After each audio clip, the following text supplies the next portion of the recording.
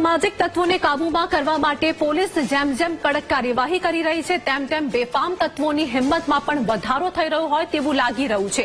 અમદાવાદ શહેરમાં અસામાજિક તત્વોનો આતંક ફરી સામે આવ્યો છે। અજીત મિલ 4 રસ્તા પાસે આવેલી રેસીડેન્સીમાં રહેણાંક મકાનમાં ઘાતકી હુમલો કર્યો છે।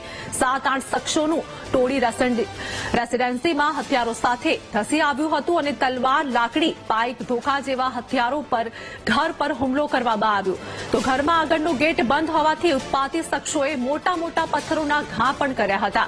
આ સમગ્ર ઘટનાનો વિડીયો સોશિયલ મીડિયામાં વાયરલ થયો છે। ઘટનામાં રખિયાલ પોલીસ સ્ટેશનમાં ફરિયાદ પણ નોંધાઈ છે।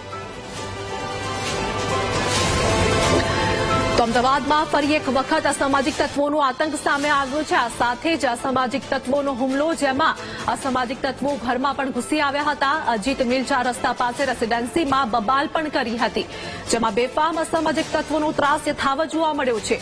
ઘર પર હુમલો કર્યો હોય તેવા સમગ્ર દ્રશ્યો ટીવી સ્ક્રીન પર જોઈ શકી રહ્યા છે। બેફામ તત્વોએ ગેટની બહારથી જ પથ્થરમારો કર્યો હતો। આ સાથે જ હુમલાના દ્રશ્યો સામે આવ્યા છે। પોલીસનો કોઈ પણ ખોફ કે ડર ન હોય તેવું સાફ દેખાઈ આવ્યું છે। અસામાજિક તત્વો સામે કાર્યવાહી છતાં અસામાજિક તત્વોનો ત્રાસ હજુ પણ યથાવત જોવા મળી રહ્યો છે। બેફામ તત્વોએ ઘર ઉપર હુમલો કર્યો હતો અને આ સાથે જ પથ્થરોથી ગેટ પર હુમલો કરવામાં આવ્યો। ગેટની બહારથી જ પથ્થરમારો કર્યો હતો। તો અમદાવાદની આ ઘટના સામે આવી છે, જેમાં બેફામ તત્વોએ હુમલો કર્યાનો વિડીયો સોશિયલ મીડિયા પર હાલ વાયરલ થયો છે। અસામાજિક તત્વો સામે ફરિયાદ દાખલ કરવામાં આવી છે। આ સાથે જ અસામાજિક તત્વોનો આતંક હજુ પણ યથાવત જોવા મળી રહ્યો છે।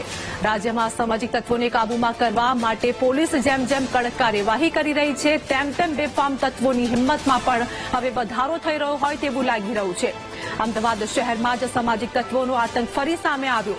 અજીત મિલ 4 રસ્તા પાસે આવેલી રેસીડેન્સીમાં રહેણાંક મકાનમાં ઘાતકી હુમલો કર્યો છે। 7 થી 8 શખ્સોનું ટોળી રેસીડેન્સીમાં હથિયારો સાથે ધસી આવ્યું હતું।